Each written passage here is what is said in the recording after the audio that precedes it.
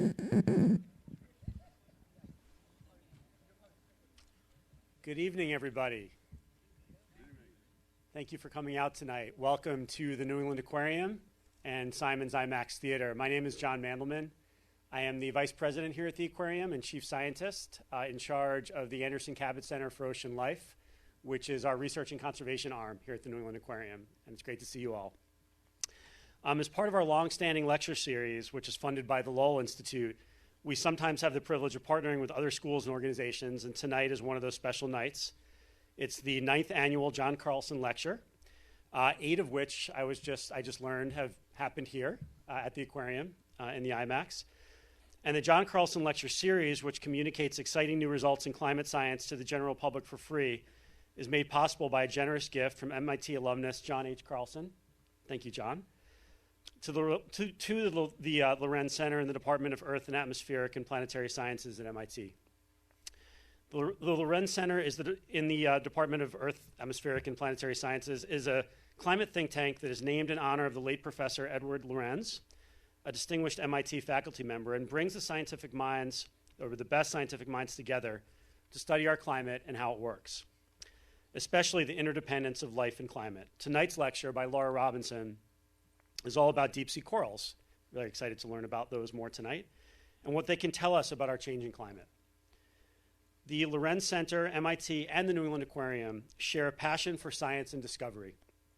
And we hope through tonight's event to inspire your curiosity as well as your respect and love for the earth and our oceans so that we, as a community, can advocate for science, for more education about the earth, and for coordinated action to protect the earth's biosphere that is our precious life support system.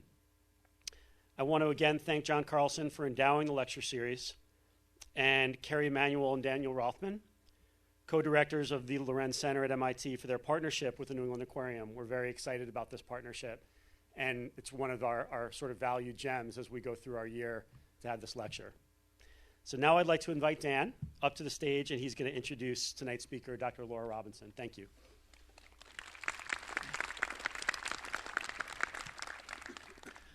Thanks, John, and thanks to the Aquarium for hosting the 9th annual John Carlson Lecture. We are especially grateful to John Carlson for making this lecture series possible. Carrie Emanuel and I, the co-directors and co-founders of the Lorenz Center, very much value this opportunity to bring the excitement of climate science to the general public. MIT's Lorenz Center is devoted to learning how climate works. One of the ways to do that is to study natural climate change in the deep past. Some researchers infer past climates from chemical signals that are frozen in ice. Others analyze sedimentary rocks. Tonight's speaker, Laura Robinson, obtains much of her data from a far more charming source, deep sea corals. Laura is a geochemist, oceanographer, and deep sea explorer. She develops records of past marine environments and uses those records to better understand the processes underlying the climate system. All of this requires knowing how things vary with time. Much of Laura's work, therefore, determines not only the state of the oceans in the geologic past, but also using state-of-the-art geochemical techniques when those conditions occurred.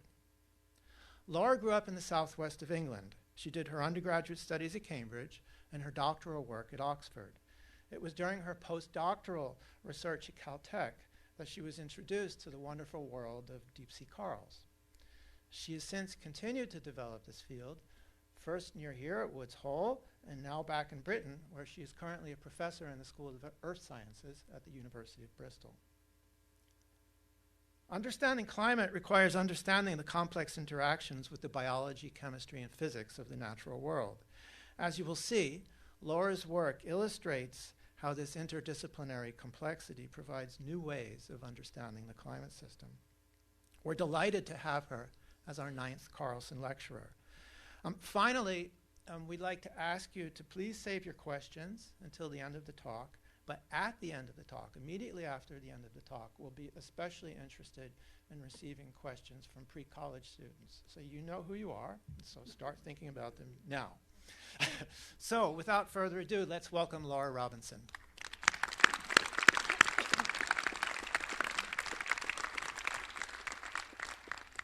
Thank you very much for that very nice introduction. I think I'm going to write some of that down for next time I apply for something.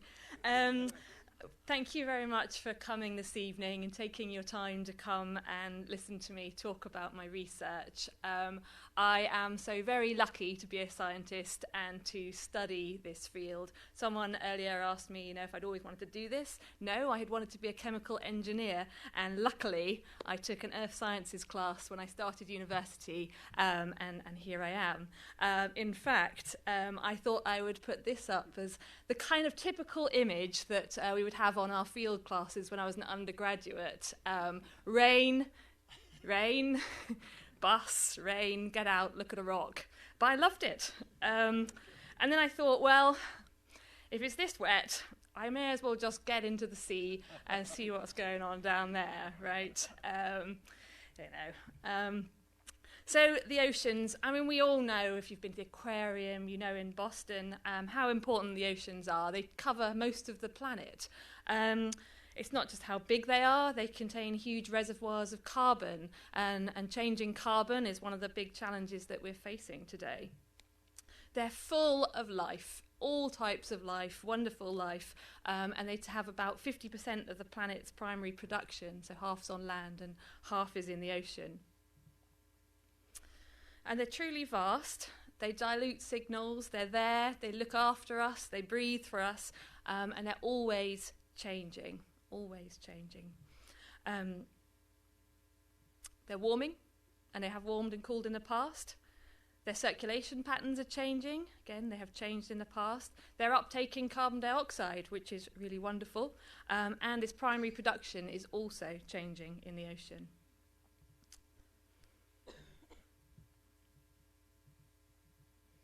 So we need to know more about how and why the oceans are changing, and that's kind of what I want to tell you about today. So a lot of what we know about oceans today in great detail comes from satellite measurements. And satellites are truly wonderful tools about which I know very little, but I am very, very happy to see the data that they gather for us.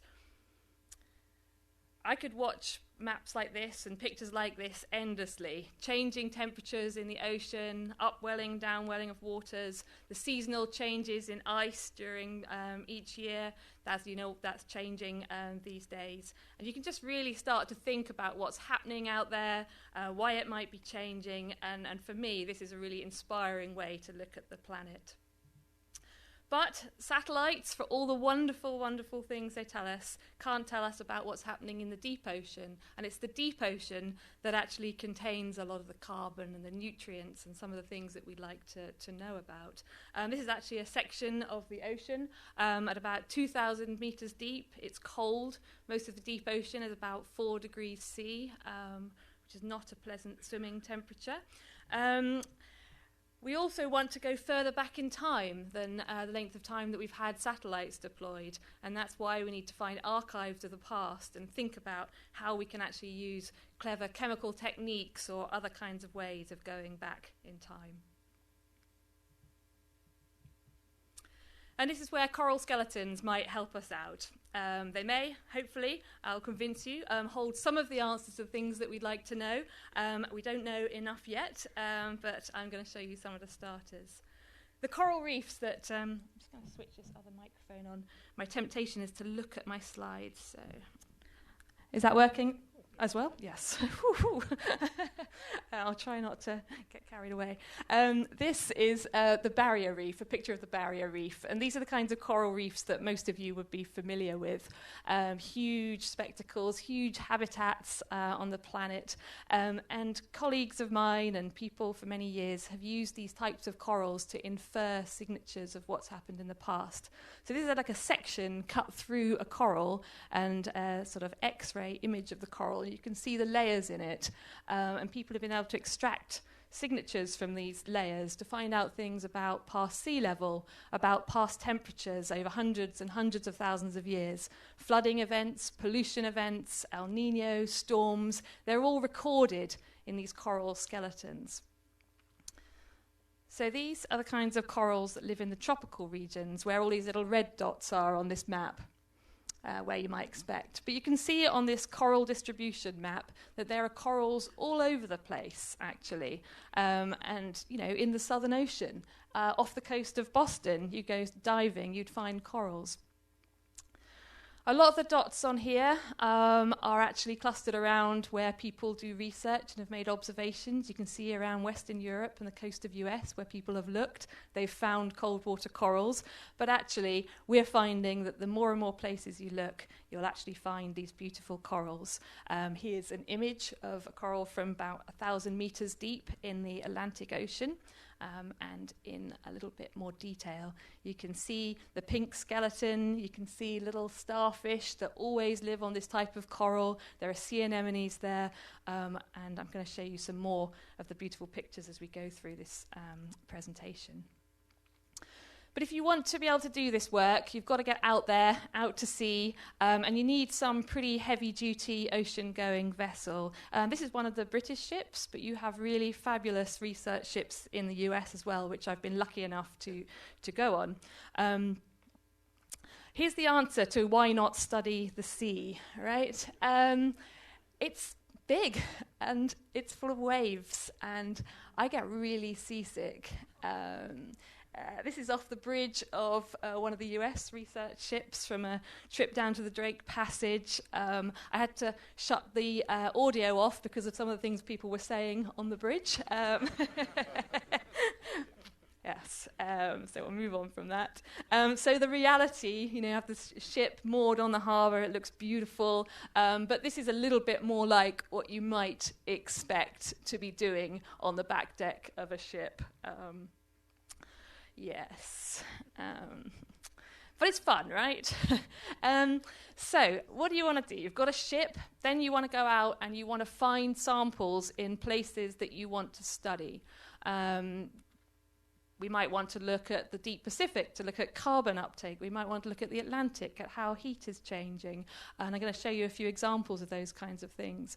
But this is another map that I, again, find inspiring. This is the seafloor bathymetry, the mountains on the seafloor. And actually, astonishingly, maps like this are made from satellites as well. You look at gravity anomalies on the surface of the planet, and you can find underwater mountains that no one has ever seen before, and someone like me could say, I would like to go there and make some measurements so I can pick it off a gravity map and then go and explore.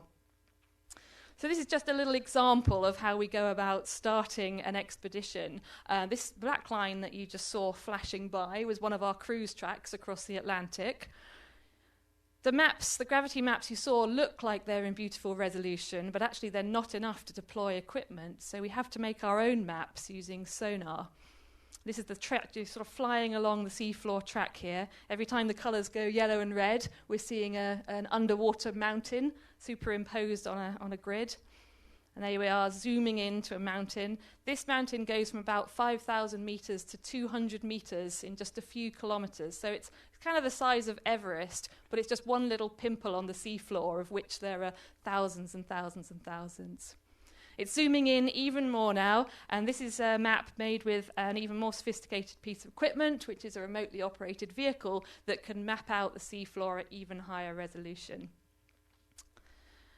So this remotely operated vehicle that you can see here has an unfortunate name, but of course it was actually named after a goddess back in the day.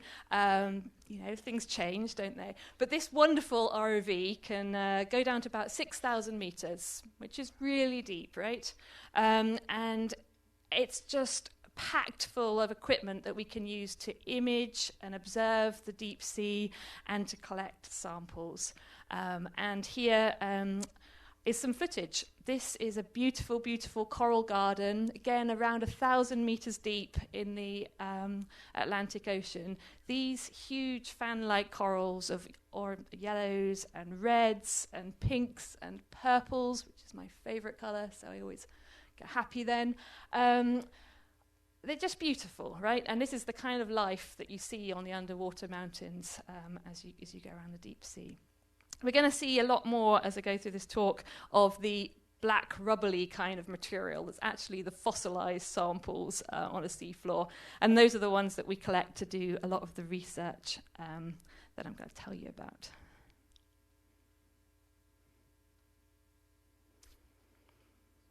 So before we get into kind of, thinking about the chemistry of the ocean and so on, there's just a couple of things I wanted to show you that I think are interesting. So this, I don't know if you can tell what it is, but it's a glassy sponge. I had no idea about these things. They can be a couple of meters tall, and these ones have a network over the top that forms when this sponge grows, and inside is a mating pair of shrimps that have lived inside that sponge all the way through. Well, there's always two inside these sponges that my biology friends have told me about. They're just incredible structures. Another thing that actually you won't see unless you watch the Discovery Channel, where apparently you can get a megalodon. But I thought I would bring with me my favourite item. Oops, sorry. Should have prepared this. So, on one of our trips, we found a megalodon tooth. I couldn't believe it, right? We were actually stuck in a storm with the ROV down on a seamount, and we were just spending ages looking around, collecting corals and this and that, and suddenly someone said, "There's a shark tooth!" And it wasn't just a shark tooth. This thing is massive, right? It's the size of a hand. And it's just been sitting there. Megalodon went extinct 2.6 million years ago. So this tooth has just been sitting on the side of a mountain waiting for us. Cool, right? I've been reading about Megalodon ever since. A little serious point on this that might be interesting for some of you. You see that black coating on the edge of the tooth? That's actually a coating that's very rich in heavy metals and valuable metals. It forms in all sorts of places in the deep sea. And these are the kinds of metal crusts that are interesting for people who are thinking about deep sea mining and some of the metals we need in our electronics and everything. So that's what the black coating is on that tooth. So those are some of the cool things you see in the deep sea, and you always find something interesting to see, and you always know you're the first person who's ever seen it, so that's why I think that we're kind of like explorers. We see human influences, though, even in the deep sea, and it's not surprising because we've been travelling across the seas and using them for trade for so many years. Here, just a couple of examples of things where we see direct impacts of human activity in the deep sea. And you'll be aware of these, but it's kind of interesting to think about these things. So this is one of these coral gardens in the North Atlantic before and after trawling, right? Luckily, a lot of the places I've been, the terrain is so steep that you can't trawl on it because the nets will get tangled. But this is the kind of direct impact on these kinds of ecosystems. Litter, trash, whatever you want to call it, it's everywhere. I was talking to some people before the talk and saying we always used to see Coke cans on the seafloor. Now you see all sorts of different types of litter. These are little pie charts which show the observational litter that you see on the deep sea. And interestingly enough, you can see up in the North Atlantic there, where I've written mixture of litter, that there's all sorts of things there. We've found tyres, we've found gaskets, fishing baskets and stuff, whereas down in the southern Indian Ocean, it's nearly all fishing gear that you observe lying around on the deep sea. Since it's an evening lecture, I thought you would enjoy this bit of litter. We're quite excited about this. We thought we might find an ancient valuable wine of vintage goodness knows what. So we spent some time collecting this guy. You can see the manipulator arm on the ROV and how dexterous it is and how well you can collect samples and then put them in a little box. It's actually slightly speeded up this. It actually takes ages. It's like, oh, come on. But there you go. Another thing that's really in the focus of the media and people's minds at the moment are the plastics that we see in the ocean. And we've been able to see some of these plastic fragments even in these animals that are living at thousands of meters of water depth. And this was really shocking to me. It's a paper we published in 2016. And we hear about the plastic and it's everywhere, but actually finding it ingested in animals that are living so very far away from where we are. And a lot of these animals look really alien to us, so to find plastics in them was a surprise, and that's something that's really hit home to me, thinking about actual human influences in the deep sea. But I'm not going to dwell on that too much. I'm going to go to something a little different. So those are direct things we've seen, breaking corals and plastics, but there's some other types of human activity that we can detect using the corals this time.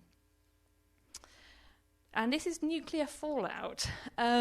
So way back when this seemed to be a good idea, then these nuclear bombs produced a lot of radioactive isotopes, all sorts of things. And some of them have got half-lives, which mean they're still around today. And I'm going to tell you a little bit about radiocarbon. Radiocarbon is also formed naturally. It's got a half-life of about 6,000 years, and it's been used in all sorts of archaeological fields. It's used to date many things in the past, trees, pottery, anything. So it's a really useful way of looking at the passage of time. But a huge amount of this isotope, or this chemical, was formed during the radionuclear bomb testing.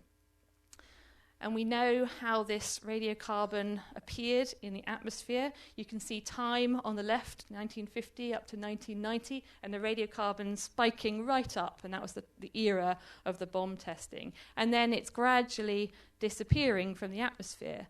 And it's not disappearing because it's decaying away by radioactive decay. It's disappearing because it's being taken up into the oceans. So it's disappearing. So we know that today the oceans are taking up a lot of the anthropogenic CO2 we produce. It's also taking up this radiochemical.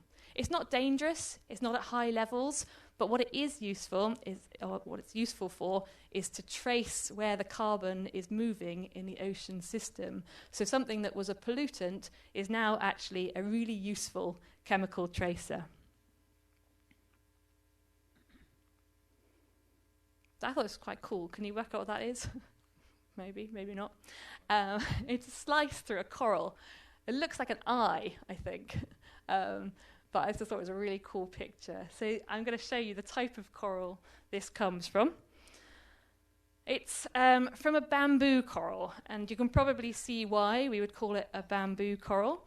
So the middle picture here is the coral skeleton. It's come from 1,400 meters in the East Atlantic, and it's made up of little segments of calcium carbonate, sort of shell material, and then in between it are these little black layers which are made purely of organic material. And that picture you just saw was a slice through that organic material, a radial slice, so you can see the rings like on a tree. And what's really amazing about this particular coral is that these organic layers record aspects of the surface ocean. So they sort of record what the coral's eating that's come from the surface. And the calcite, the deep white calcium carbonate that you can see in the bottom, that tells us something about the chemistry of the deep ocean at the same time. So we saw that you could see that bomb radiocarbon coming up into the atmosphere and then dissipating away.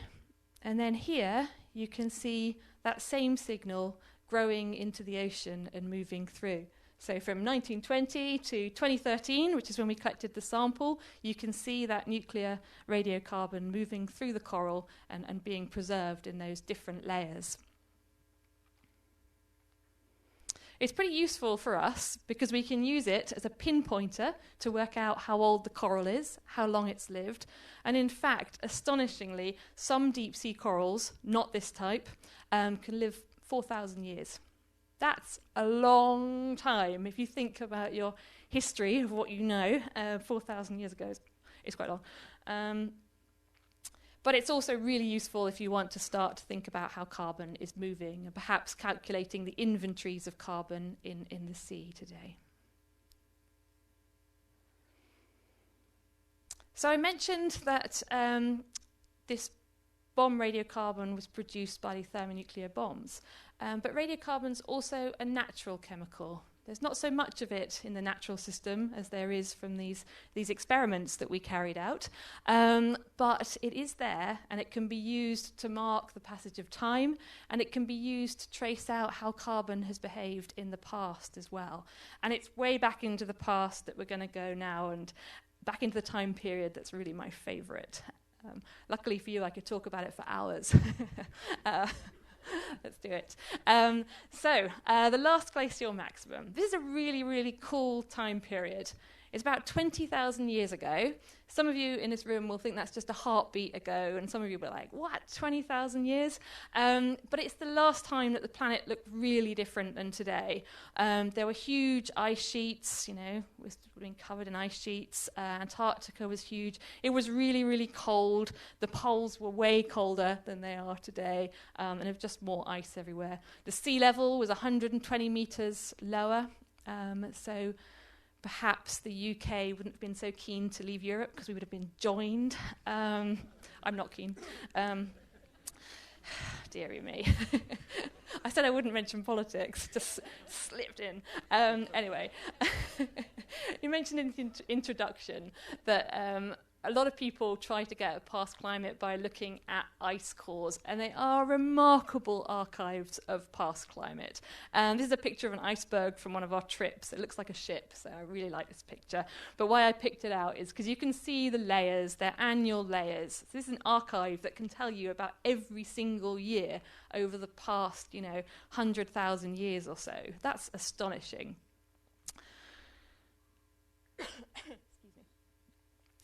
So here are some ice core data, and it's just to illustrate a point, really, about the last glacial. So this has got Ka, which is thousands of years, on the x-axis. So on your right, that's the old side, and then moving towards the modern.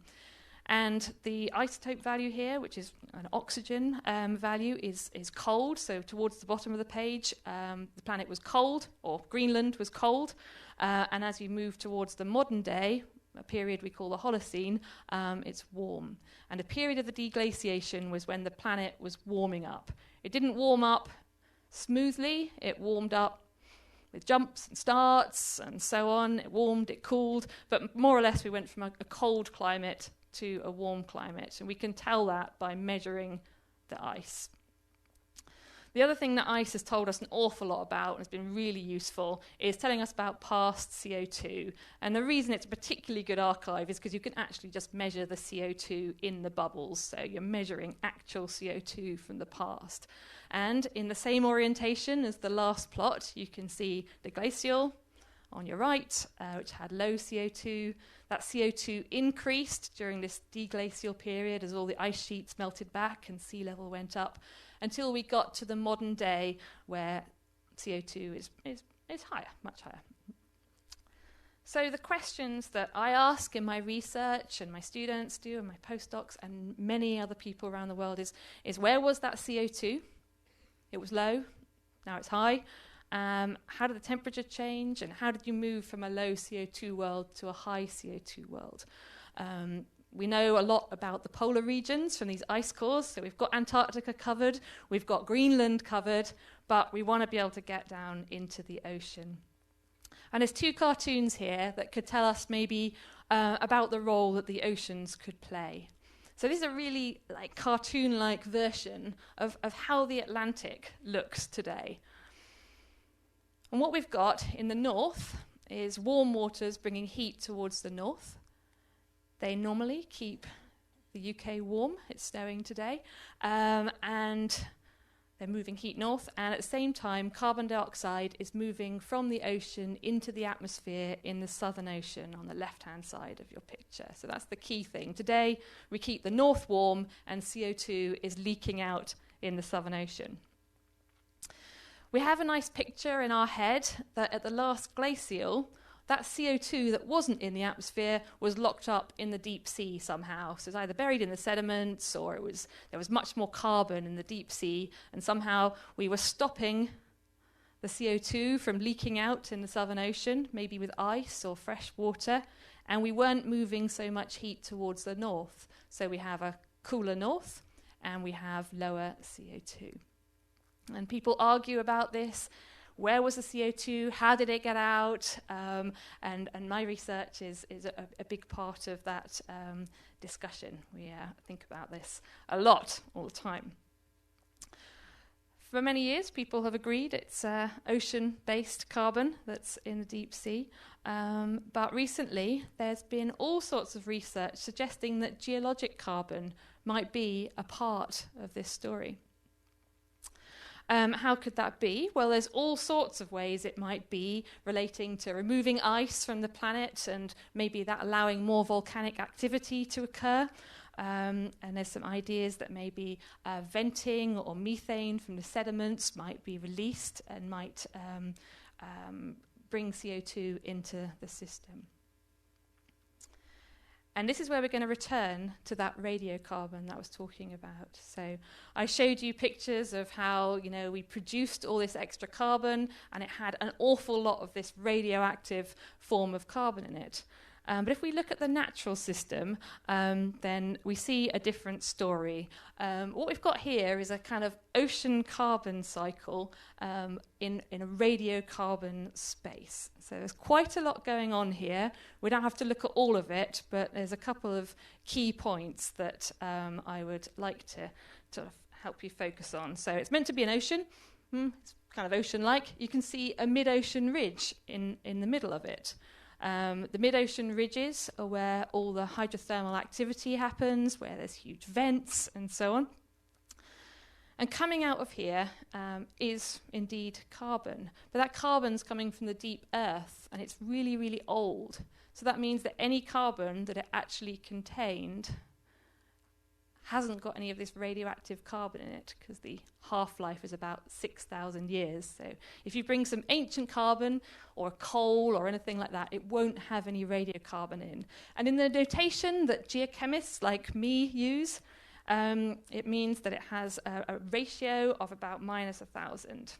Sorry, I meant to do this the other way around. I had some little animations for you. So this ridge carbon has a very low value, -1,000, as would anything coming out of the solid earth will be a very, very low value. If you went out to the deep ocean today and you found places which are not contaminated with this bomb radiocarbon, they would have a value of about -150.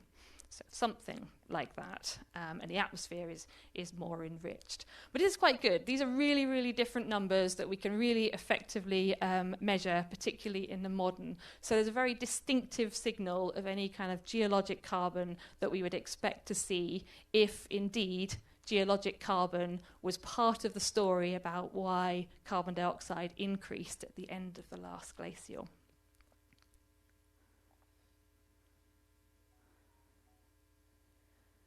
So the traditional way to look at the past is to use sediment cores. So you drill a hole in the ocean, you basically do stick a tube down the sea and hope for the best. And it quite often falls over and it bends and so on, but eventually you get a sediment core. You bring it up, you take it apart, and you extract all the little microfossils from it. They're called foraminifera. You take them out, they're made of calcium carbonate, you measure their chemistry, and it can tell you something about the deep history. And people have done this, and I'm going to show you a little example of it. So here's a site that I'm going to come back to, the Eastern Equatorial Pacific, the Galapagos platform, to be specific. You can see a couple of sites on there. The one that says VM2130 is the site of a particular sediment core that I'm going to show you some data from. So again, the details on here are not hugely important, but the key thing I want you to see is that during this period, this deglaciation, as the planet was warming, this radiocarbon value gets very, very low. And if you remember, I showed you in the last slide that very, very low numbers are diagnostic of geologic carbon potentially being put into the system. So this is an interesting observation and something that has sparked quite a lot of controversy. Someone was asking me earlier, what's controversial? This is. Is carbon dioxide driven by volcanoes? Could be. But we're going to use corals to test that. So I think I said at the beginning that I like all the sort of grey-brown stuff that's on the seafloor that is there. And this is covered in these ferromanganese crusts. They're corals. My biology friends get really cross with me because I spend hours doing this at sea, which is scooping up as many fossils as I can find to bring back to the laboratory. The ROV pilots hate it as well. They like picking things.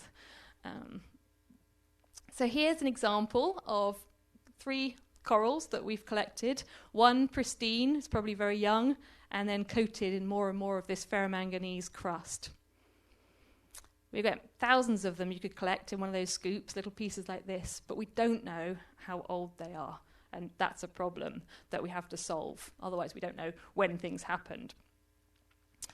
What we can do with these is we can measure their age by looking at another radioactive element in there, and that's uranium. Uranium gets a really bad press because of many reasons, but actually it's astonishingly useful for geologists and anyone who wants to look at the passage of time. And that's because this uranium decays into another element, thorium, and we know how to measure these really, really precisely. So if we can measure the ratio of one to the other, we can look at time. So here, x-axis has got the age in years, and the y-axis has got this radioactive isotope.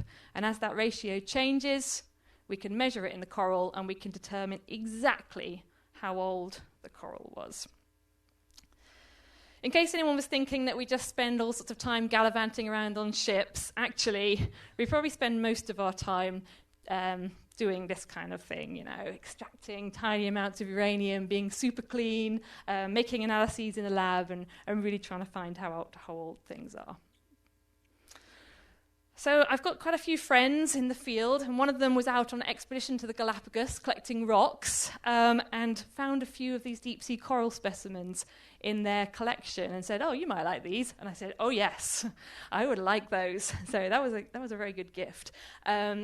So the corals he sent me came from the sites that are labelled deep-sea coral. The one labelled deep-sea coral glacial made me very happy because that was a site then where we could test whether or not this signature of old, maybe geologic carbon, could be a signature that, it was a way to test whether these sediment cores are really telling us about the history of deep bottom waters. So here's that plot that I showed you, the very old carbon from sediment cores. And the data we found, whatever you think of it, you can see that it's really rather different to the stuff measured in the sediment cores. There's stuff we've measured in the cores. So we've measured its uranium, we've measured its radiocarbon, and we found a really big difference between the two of them. And we can pretty much conclude from these data that, well, we think that there is no geologic carbon being released from these sites. And very likely what we're seeing in the sediments is just some aging waters that are moving around in the sediments. But the corals stick up into the water column, and they can tell us something about what we're actually seeing in the past. So as a result of this, I'm pretty excited that at the beginning of 2021, we're going to return to the Galapagos and look at this in a lot more detail. So we're going to take that same ROV that I showed you back. We're going to go up and down the platform and really explore what these signals mean and whether we can really resolve this issue of how and why CO2 increases as you warm up the planet. And that's kind of something that we're pretty interested in knowing in the current day.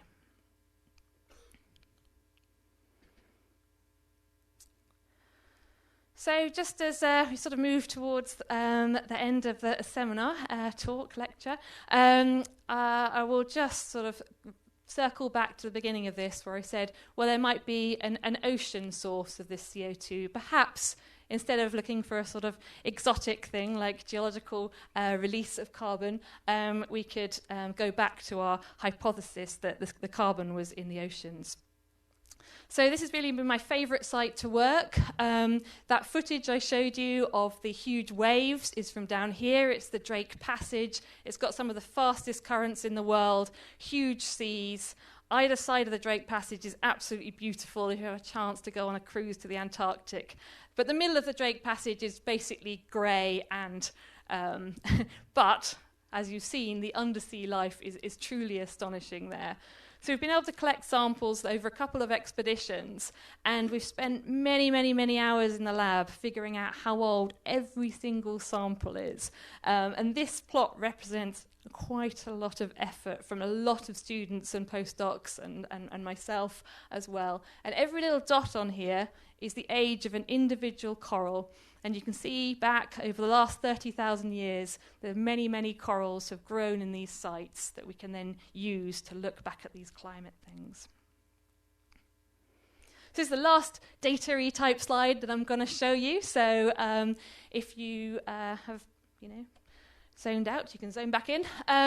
So here we have a bunch of sites from across the Drake Passage that we have visited over the last 10 years or so, all the way from the sub-Antarctic, the tip of South America, right down to the West Antarctic Peninsula.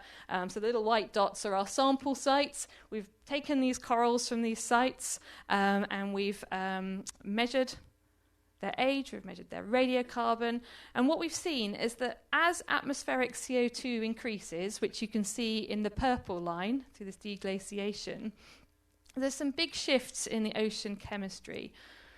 And all I really want you to take from this plot is that back at the glacial period, when CO2 was low, we find that deep waters, which you can see in the brown, were really quite different to the waters, the shallower waters, which you can see in red and blue.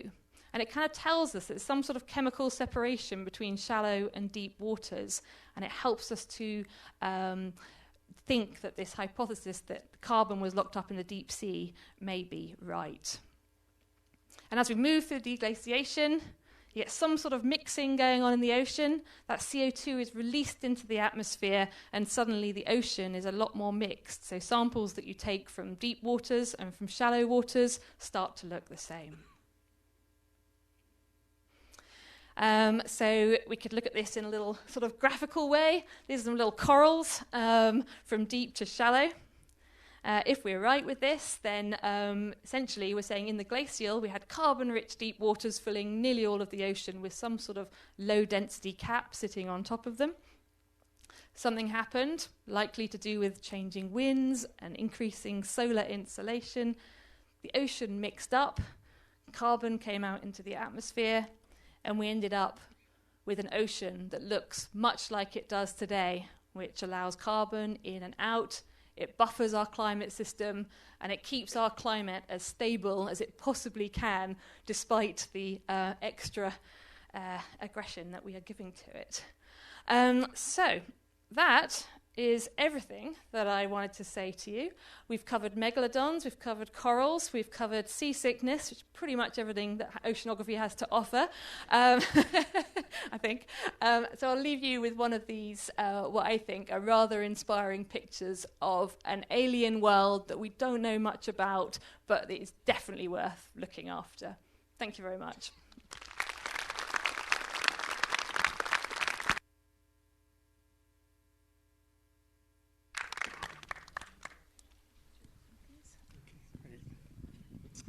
Well, that was a marvelous lecture, Laura. Thank you very much. And I'm sure you all have some questions. And as my colleague Dan Rothman mentioned to you earlier, we'd like to open it up first to pre-college students. So don't be shy. Stand up and try to project yourself, but I will try to repeat the question so everyone can hear it. Questions from students?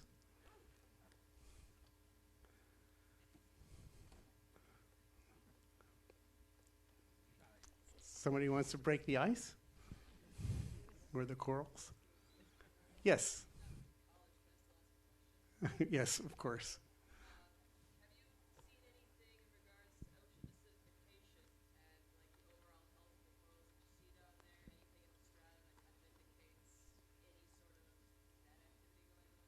So the question is, have you seen anything in the corals in the data that you're looking at that are signatures of ocean acidification? Yeah, it's a really good question, because we know that the other part of the carbon problem is changes in the chemistry of the ocean, and the surface oceans are the place where pH is changing the most rapidly because they're right next to the atmosphere, and people have been making measurements for years now that shows that's changing. In the deep sea corals, there's not been enough extra CO2 in recent decades to see an actual change in the pH. But when we go back to this time that I was talking about 20,000 years ago or so, you can see huge changes in the pH over that time.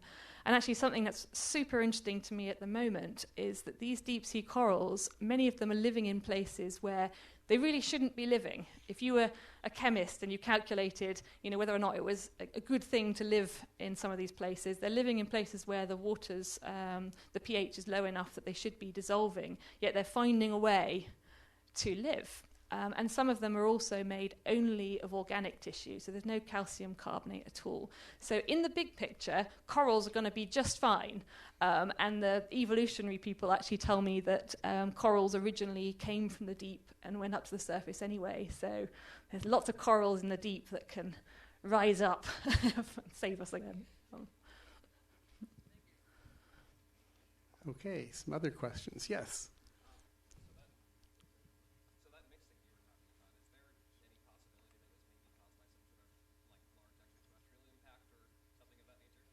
So the question is, could the mixing have been caused by a large extraterrestrial impact? If there was one, I think it would cause mixing. That would be true. You know what? I don't think that there is evidence for that happening at this time. There is some field of thought that says that there was some impact in the middle of this time period, but it's not widely accepted. And it's very likely that this is just part of essentially the natural cycle. These changes have happened every 100,000 years or so over the last nearly million years, and we move from states of the mixed to the unmixed. So I think it's just part of the natural process as we change the amount of sunlight on the planet. Was there a question down here? Yes, please. Come back to you. So, my marine bio class had just finished up studying corals in, I think, like last week. And from what I've understood so far is that corals, as in corals that live in like the Great Barrier Reef, they survive by using zooxanthellae in a symbiotic relationship. Is there anything that has been seen in these deep sea corals that use symbiotic relationships besides them capturing nutrients that fall down due to upwelling? I will. That was actually a fantastic question, and you're right at the forefront of science. So the question was, the corals in the barrier reef and so on, they have zooxanthellae, which are little algae which live in them and do photosynthesis and live symbiotically with the coral. And the question was, is there anything similar in these corals that are living much deeper where there's no light? And it's really something that people are studying right now, is to find out if there's any microbial communities or bacteria or something like that living in the corals in the deep that might be helping to live. Because at the moment we know they eat things that come by, but are they doing other things? It's actually something people have been trying to do, but when you need to sort of capture them and freeze them really quickly so you can get them back to the lab and work out what's really in there, and it hasn't been contaminated as you've taken the sample back to the lab, so it's really active. So you can come to sea with us and collect the microbes. That'll be great. There was a question over there. You have an invitation. Yes, back there. Yes.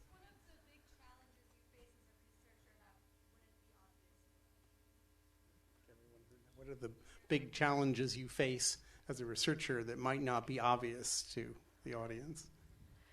You know what? I think the biggest challenge that probably everyone in this room faces with everything they do is having enough time to do all the things you're excited about.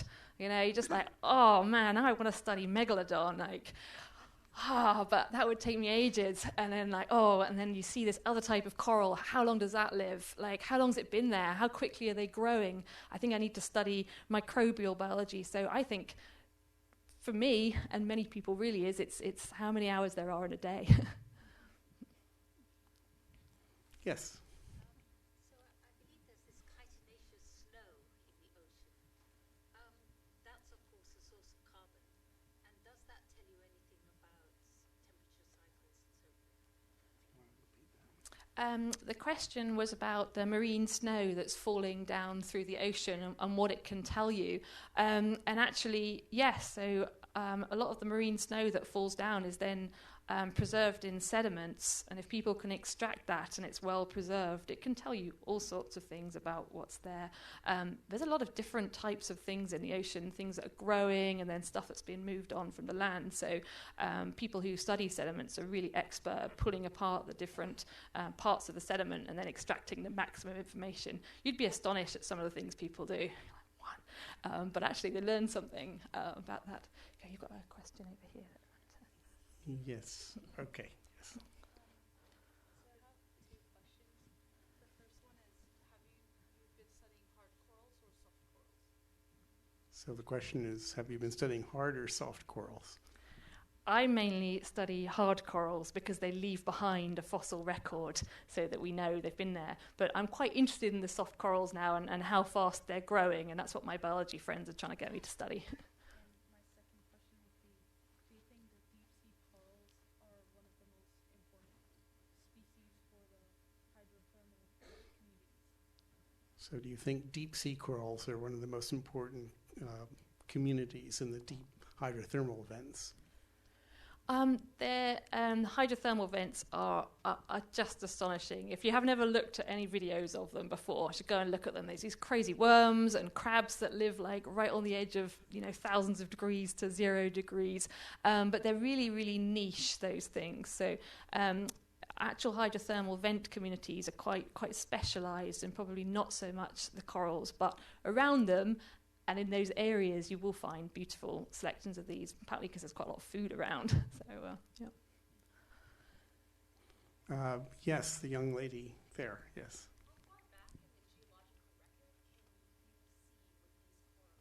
How far back in the geological record can you see with these corals? The particular ones I'm studying, we're collecting on the sides of seamounts, and they're technically subfossils because they haven't been turned into stone. They're individuals sitting there. And the oldest ones I've dated and found from our collections are about 250,000 years. Again, for me, that's a long time, but for some people, that's no time. But corals have been around for millions and millions of years, so you can find very, very ancient coral reefs if you go out on a field trip to various parts of the planet. Yeah.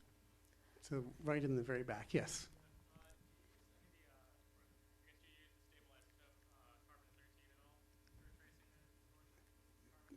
Do you use the stable isotope carbon-13 in your work? Yes, we do. Carbon-13 is a very, very useful tracer, and it's been used for decades to find out huge amounts about the Earth system on land and in the oceans. So I've been telling you all sorts of wonderful things about deep-sea corals, but something to do that's really annoying is when they make their skeletons, they change the chemistry of the water before it gets into the skeleton. And carbon-13 is one of the things they particularly like to mess around with. And so deep-sea corals have huge range of this isotope incorporated in their skeleton, even when they're just growing over a short period. And it's to do with the way they build their skeleton, not to do with the water that they're growing in. So what you're actually recording, if you measure that particular compound, is something about how fast the coral grew and what it was eating and maybe even what it was thinking, I don't know.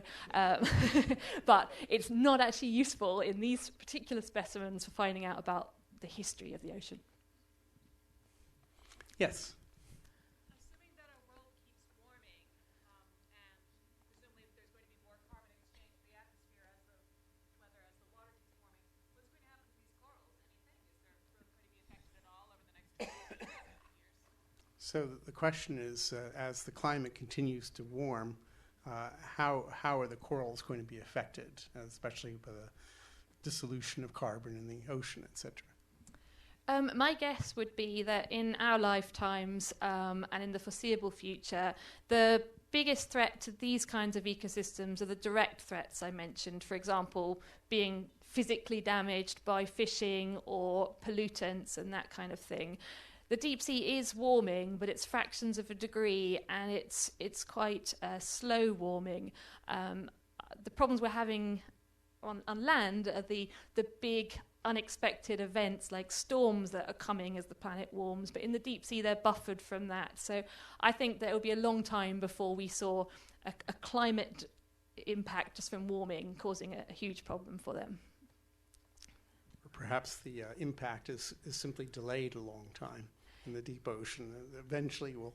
Yeah, I think Perhaps that's we- right. And actually, related to your question, they feed mainly on sinking material from the surface ocean. So if we change the patterns of the large amounts of productivity in the surface ocean, there might be big changes in distribution. That would be. So we open it up to anybody who'd like to ask a question. Yes. Do the changes in the sea affect animal life? Yes, it's one great big interconnected loop. You know, if the chemistry of the water changes or the environment, it changes where things live and how fast they grow. If you change the biology, it changes the chemistry of the water because it takes up the nutrients. And if we change the physics of the ocean, like the wind pattern, it will change how it circulates, and that will change the chemistry and the biology as well. So absolutely, pretty much anything you do in the system will have some sort of impact along the line. So yeah, people like me and any other scientist, we all work together with people who understand different parts of the system, because each individual of us, we can't understand the whole system, so we all work together to try to do it. Yes. Okay.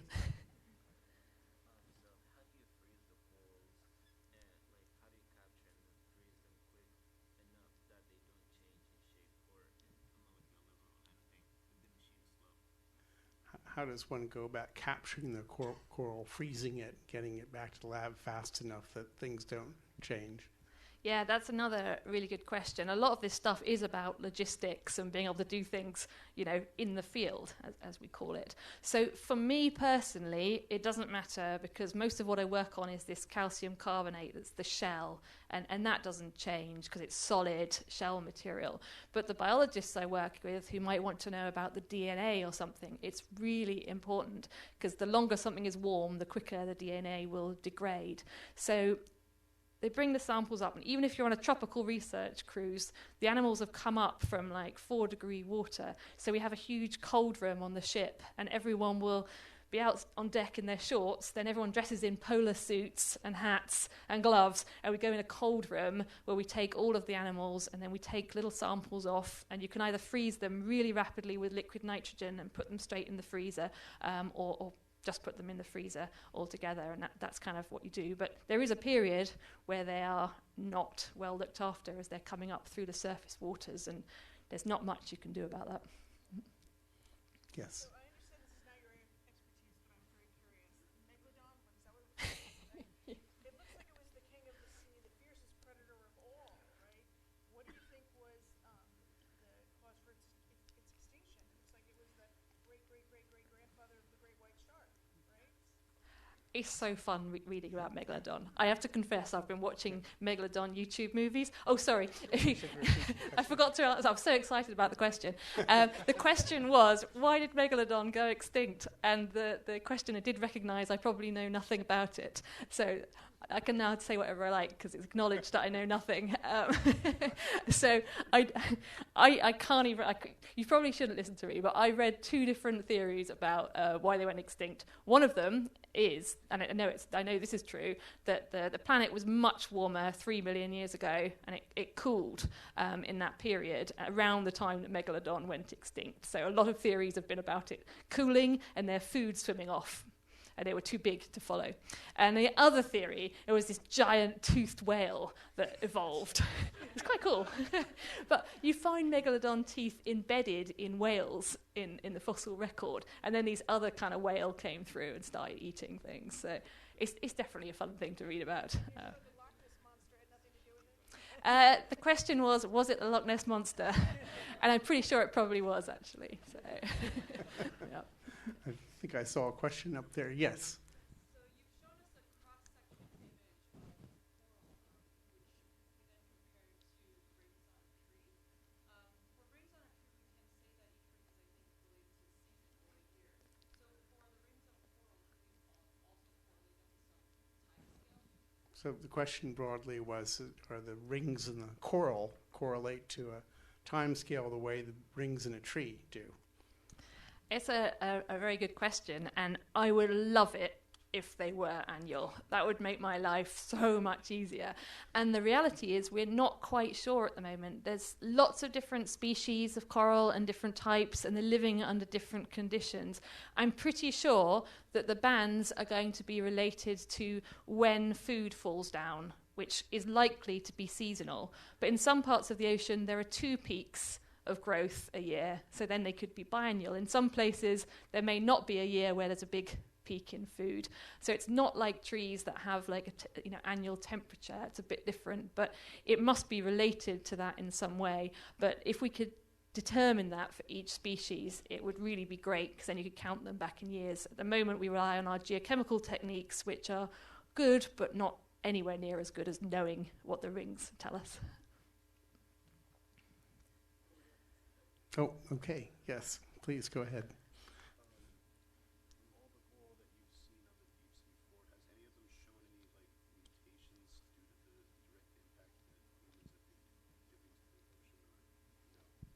Have the coral shown any sign of mutations owing to human impacts?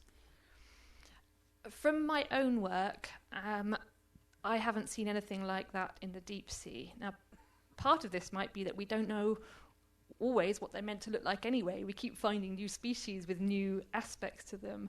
I do know, however, that in the shallow tropical reefs, people are finding disease and strange growths on them. So it certainly can happen to corals that they can have weird growth events, but nobody that I know of has observed that in the deep sea samples.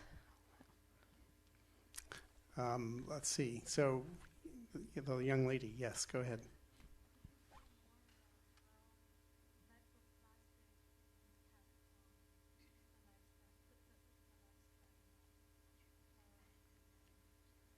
So how do microplastics influence the growth and life of the corals? So the plastic question, I think, is a very, very interesting one at the moment. I think that there's certainly places where we know that plastic is having a direct impact on the ocean, and that would be when it fills the stomachs of animals or it entangles animals and that kind of thing. But the impact of microplastics is, as yet, not that well determined. There's a couple of reasons why it might be bad. If you're very small and you eat a microplastic, it could fill your stomach. People also think that toxic chemicals can absorb onto the high surface area of microplastics, and that could be damaging. Now, in the deep sea, I personally was quite shocked to find microplastics in the animals, and I think most of us would feel that it's not right, they should be there. It's just something doesn't feel right. But I expect at the moment, with the number of plastics that are down there, it's not huge, they're not full of them, they're just there. So I don't think anyone will be able to prove to you now that it's having a bad impact. It just doesn't feel right, and it's probably going to get more. So I think that's kind of where things are at the moment. Yes, yes, right there.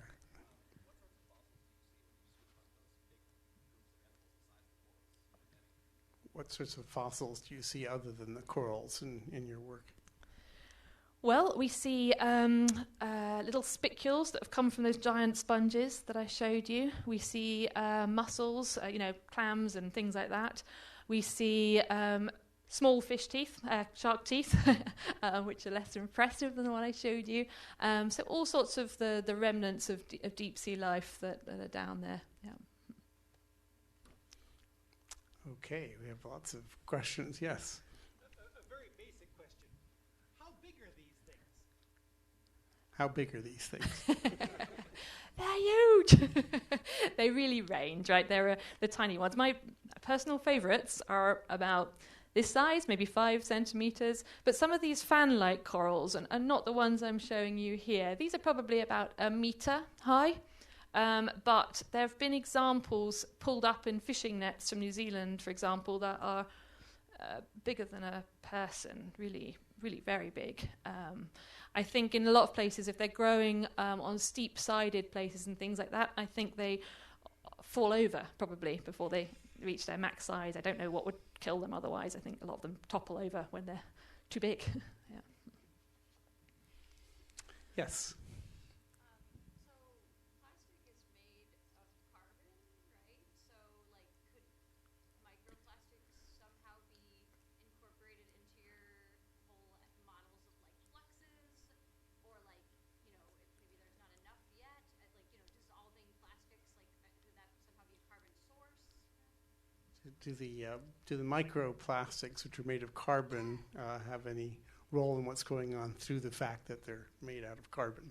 Yeah, it's an interesting question. I mean, the perceived wisdom is that plastic breaks down really, really slowly, right? So it would just stay there as, even if it's tiny bits, it would stay there as bits rather than sort of dissolved part of the flux. But, you know, there's bits of research now that are showing microbes might break it down. So maybe eventually it will, and hopefully it will break down and it will be part of that. So maybe, yeah. In the back, yes.